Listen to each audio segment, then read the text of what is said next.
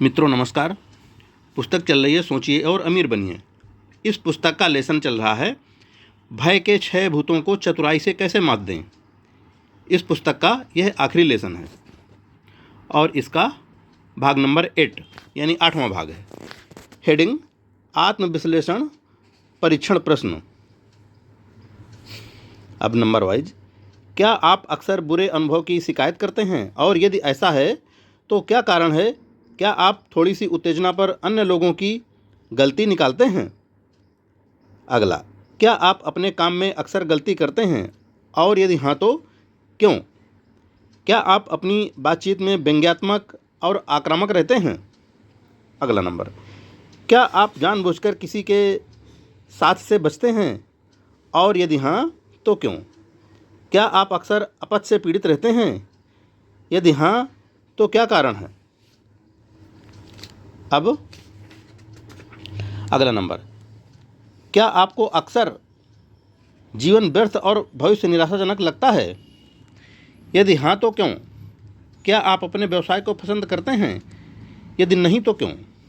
अगला नंबर, क्या आपको अक्सर आत्मदया महसूस होती है? यदि ऐसा है तो क्यों? क्या आप उनसे जलते हैं जो आपसे बढ़कर हैं? अगला नंबर, आप सफलता या असफलता के बारे में सोचते हुए किस चीज़ में सबसे अधिक समय समर्पित रहते हैं? उम्र बढ़ने के साथ साथ आत्मविश्वास खो रहे हैं या पा रहे हैं? अगला नंबर, क्या आप गलतियों से कुछ मूल्यवान सीखते हैं? अगला नंबर, क्या आप किसी रिश्तेदार या परिचित को चिंताग्रस्त करने की अनुमति दे रहे हैं? यदि हाँ तो क्यों? क्या आप कभी कभी बादलों में और अन्य समय में निराशा की गहराइयों में होते हैं? अगला नंबर, आप पर सबसे अधिक प्रेरणादायक प्रभाव किसका है? कारण क्या है?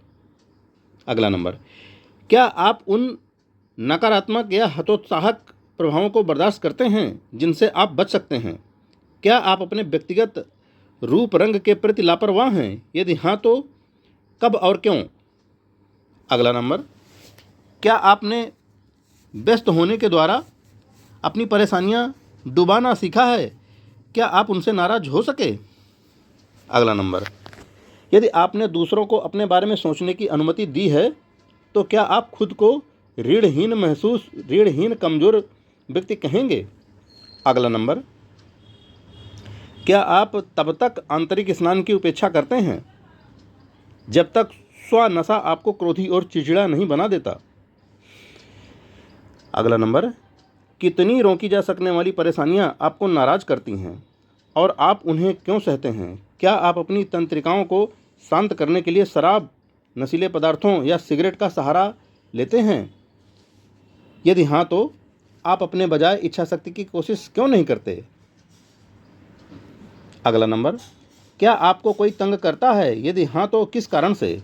अगला नंबर, क्या आपका एक निश्चित प्रमुख उद्देश्य है और यदि हाँ तो यह क्या है और इसे प्राप्त करने के लिए आपकी क्या योजना है? अगला नंबर, क्या आप 6 बुनियादी डरों में से किसी एक से पीड़ित हैं? यदि हाँ तो किससे? अगला नंबर, क्या आपके पास कोई तरीका है जिसके द्वारा आप दूसरों के नकारात्मक प्रभावों से खुद का बचाव कर सकते हैं? अगला नंबर, क्या आप अपने मस्तिष्क को सकारात्मक बनाने के लिए जानबूझकर आत्म सुझाव का उपयोग करते हैं? आप किसे सबसे अधिक महत्व देते हैं, अपनी भौतिक संपत्ति या अपने खुद के विचारों को नियंत्रित करने के अपने विशेषाधिकार को? अगला नंबर, क्या आप अपने खुद के फैसले के खिलाफ दूसरों के द्वारा आसानी से प्रभावित हो जाते हैं? अगला नंबर, क्या आज के दिन से आपके ज्ञान के भंडार में या मस्तिष्क की अवस्था में कुछ महत्वपूर्ण जोड़ा है? क्या आप उन परिस्थितियों का सामना उचित रूप से करते हैं जो आपको दुखी करती हैं या आप जिम्मेदारी से कतराकर बचते हैं? अगला नंबर, क्या आप अपनी सभी गलतियों और असफलताओं का विश्लेषण करके उनसे लाभ उठाने की कोशिश करते हैं या इस तरह रवैया अपनाते हैं कि यह आपका कर्तव्य नहीं है? अगला नंबर, क्या आप अपनी 3 सबसे हानिकारक कमजोरियों के नाम बता सकते हैं? आप उन्हें दूर करने के लिए क्या कर रहे हैं? क्या आप अन्य लोगों को इस बात के लिए प्रोत्साहित करते हैं कि वे आपके पास सहानुभूति के लिए अपनी चिंताएं लेकर आएं? अगला नंबर, क्या आप अपने दैनिक अनुभवों से सबक लेते हैं या प्रभावों को चुनते हैं जो आपकी व्यक्तिगत उन्नति में सहायता करें? अगला नंबर, क्या आपकी उपस्थिति का एक नियम की तरह अन्य लोगों पर एक नकारात्मक प्रभाव पड़ता है? दूसरे लोगों को कौन सी आदतें आपको सबसे ज़्यादा चिढ़ाती हैं? अगला नंबर, क्या आप अपनी खुद की राय बनाते हैं या अन्य लोगों द्वारा खुद को प्रभावित होने की अनुमति देते हैं? अगला नंबर, क्या आपने सीखा है कि वह मानसिक स्थिति कैसे बनाई जाती है जिससे आप सभी हतोत्साहित करने वाले के प्रभाव के विरुद्ध ढाल का काम ले सकें? अगला नंबर, क्या आपका पेशा विश्वास और आशा के साथ आपको प्रेरित करता है? अगला नंबर, क्या आप डर के सभी रूपों से अपने मस्तिष्क को मुक्त रखने के लिए खुद को सक्षम करने की पर्याप्त आध्यात्मिक शक्तियाँ रखने के प्रति जागरूक हैं? अगला नंबर, क्या आपका धर्म आपको अपने मस्तिष्क को सकारात्मक रखने में मदद करता है? अगला नंबर, क्या आप अन्य लोगों की चिंताओं को साझा करने को अपना कर्तव्य मानते हैं? यदि हाँ तो क्यों? यदि आप विश्वास करते हैं कि एक जैसे पक्षी एक साथ ही उड़ते हैं, तो उन मित्रों का अध्ययन करके जिन्हें आप आकर्षित करते हैं, आपने खुद के बारे में क्या सीखा है? यदि कोई हो तो आप अपने सबसे निकट सहयोगी और उस दुख में जिसका शायद आपको अनुभव हो के बीच क्या संबंध देखते हैं? अगला नंबर, क्या ऐसा संबंध संभव हो सकता है कि कोई व्यक्ति जिसे आप अपना एक दोस्त मानते हैं वास्तव में वह आपके मस्तिष्क पर उसके नकारात्मक प्रभाव के कारण आपका सबसे बड़ा दुश्मन हो? अगला नंबर, आप किन नियमों द्वारा इसका निर्णय लेंगे कि आपके लिए कौन उपयोगी है और कौन हानिकारक? क्या आपके अंतरंग सहायक मानसिक रूप से आपसे बेहतर या कमज़ोर हैं? अगला नंबर, आप हर 24 घंटे में से कितना समय इन चीज़ों को समर्पित करते हैं?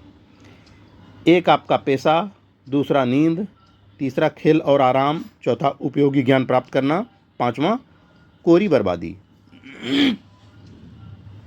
अगला नंबर, आपके परिचितों के बीच कौन एक आपको सबसे अधिक प्रोत्साहित करता है, 2 आपको सबसे अधिक चेताते हैं, 3 आपको सबसे अधिक हतोत्साहित करते हैं, 4 अन्य तरीकों से आपको सबसे अधिक मदद करता है? अगला नंबर, आपकी सबसे बड़ी चिंता क्या है? आप इसे क्यों बर्दाश्त करते हैं? अगला नंबर, जब दूसरे आपको मुक्त अनचाही सलाह प्रदान करते हैं तो क्या आप बिना सवाल इसे स्वीकार करते हैं या उनके मकसद का विश्लेषण करते हैं? अगला नंबर, बाकी सबसे ऊपर आपकी सबसे अधिक इच्छा कौन सी है? क्या आपका इसे हासिल करने का इरादा है? क्या आप इस एक इच्छा के लिए अन्य सभी इच्छाओं को गौण समझने को तैयार हैं? अगला नंबर, आप इसे प्राप्त करने के लिए दिन में कितना समय समर्पित करते हैं? क्या आप अक्सर अपने मस्तिष्क को बदलते हैं? यदि हाँ तो क्यों? अगला नंबर, क्या आप आसानी से अन्य लोगों के व्यवसाय या पेशेवर खिताबों, कॉलेज की डिग्री या धन से प्रभावित हो जाते हैं? अगला नंबर, क्या आप उन बातों से शीघ्र प्रभावित हो जाते हैं जो अन्य लोग आपके बारे में सोचते और कहते हैं? अगला नंबर, क्या आप लोगों के साथ उनकी सामाजिक या वित्तीय स्थिति के आधार पर व्यवहार करते हैं? आप जीवित व्यक्तियों में से किस पर सबसे महान होने का विश्वास करते हैं? आप किस संदर्भ में उस व्यक्ति को खुद से बेहतर मानते हैं? इन सवालों का अध्ययन करने और जवाब देने के लिए आपने कितना समय समर्पित किया है? इसके विश्लेषण और पूरी सूची का जवाब देने के लिए कम से कम 1 दिन आवश्यक है। यदि आपने इन सभी सवालों का जवाब सच्चाई से दिया है तो आप अधिकांश लोगों की तुलना में खुद के बारे में अधिक जानते हैं।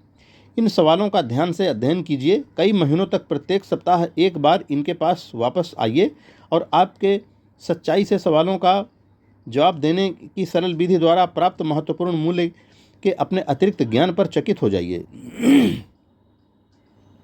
यदि आप कुछ सवालों के जवाब के विषय में निश्चित नहीं हैं तो उन लोगों की सलाह लें जो आपको अच्छी तरह से जानते हैं। विशेषकर वे जिनका आपकी चापलूसी करने का कोई इरादा ना हो और उनकी नज़र से आपको अपने आप को देखिए।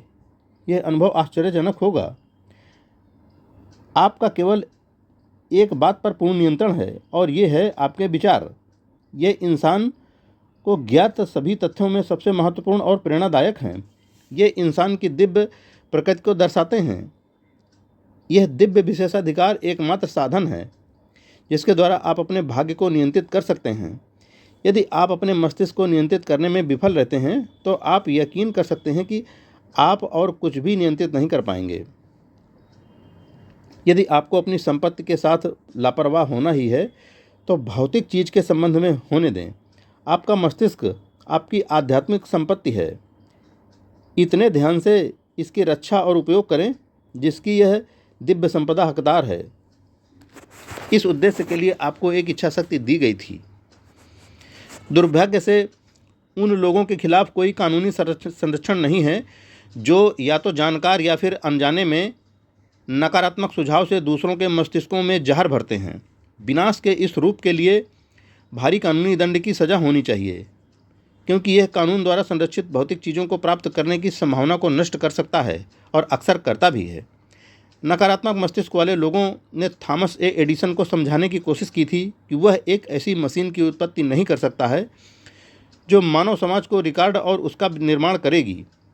उन्होंने कहा क्योंकि आज तक किसी ने ऐसी कोई मशीन नहीं बनाई है।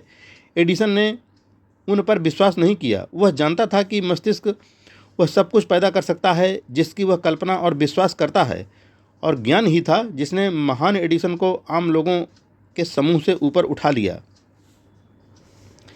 नकारात्मक मस्तिष्क के लोगों ने F.W. बुलवर्थ को बताया वह 5 और 10 सेंट की बिक्री पर दुकान को चलाने की कोशिश में दिवालिया हो जाएगा। उसने उनका विश्वास नहीं किया। वह जानता था कि यदि वह विश्वास के साथ अपनी योजनाओं का समर्थन करे तो तर्क के भीतर वह कुछ भी कर सकता है। दूसरे लोगों के नकारात्मक सुझावों को अपने मस्तिष्क से बाहर रखने के अपने अधिकार का उपयोग करके उसने $100 मिलियन से अधिक की दौलत का ढेर लगा दिया। नकारात्मक मानसिकता वाले लोगों ने जॉर्ज वाशिंगटन को बताया वह अंग्रेज़ों की काफ़ी बेहतर ताकतों के खिलाफ जीत की उम्मीद नहीं कर सकता है, लेकिन उसने विश्वास करने के अपने दिव्य अधिकार का प्रयोग किया। इसलिए इस पुस्तक को अमेरिका के राष्ट्रीय ध्वज की सुरक्षा के तहत प्रकाशित किया गया था, जबकि लॉर्ड कॉर्नवालिस का नाम सब कुछ है पर भुला दिया गया है। शक्की लोग अवज्ञापूर्वक तिरस्कार कर रहे थे। जब हेनरी फोर्ड ने कुदरती तौर पर बनी अपनी पहली कार को डेट्रॉयट की सड़कों पर आजमाया, कुछ लोगों ने कहा यह कभी व्यावहारिक नहीं बन पाएगी। दूसरों ने कहा कोई भी इस तरह के एक जुगाड़ के लिए पैसे का भुगतान नहीं करेगा।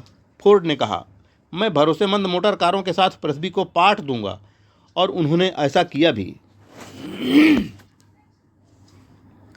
अपने ही फैसले पर विश्वास करने का फैसला पहले से ही उसने अधिक दौलत का ढेर लगा चुका है। रिपीट, अपने ही फैसले पर विश्वास करने का फैसला पहले से ही उससे अधिक दौलत का ढेर लगा चुका है जितनी उनकी आने वाली 5 पीढ़ियां खर्च कर सकती हैं। विशाल दौलत चाहने वाले लोग अपने लाभ के लिए याद रखें कि हेनरी फोर्ड और उसके लिए काम करने वाले 100 से अधिक पुरुषों के बीच व्यावहारिक रूप से एकमात्र अंतर यह है कि फोर्ड के पास मस्तिष्क था और उसने उस पर नियंत्रण किया। अन्य लोगों के पास मस्तिष्क होता है जिसे वे नियंत्रित करने की कोशिश नहीं करते। हेनरी फोर्ड का बार बार उल्लेख किया गया है क्योंकि वह इस बात का एक अद्भुत उदाहरण है कि अपने मस्तिष्क वाला और उस पर नियंत्रण करने की इच्छा रखने वाला व्यक्ति क्या कर सकता है। उनके रिकॉर्ड ने इस घिसे पिटे बहाने मुझे मौका नहीं मिला कि नींव हिला दी। फोर्ड को भी मौका नहीं मिला था, लेकिन उन्होंने एक मौका पैदा किया और इसका दृढ़ता से तब तक समर्थन किया जब तक उसने उन्हें अमीर से भी अमीर नहीं बना दिया। मस्तिष्क पर नियंत्रण आत्म अनुशासन और आदत का परिणाम है।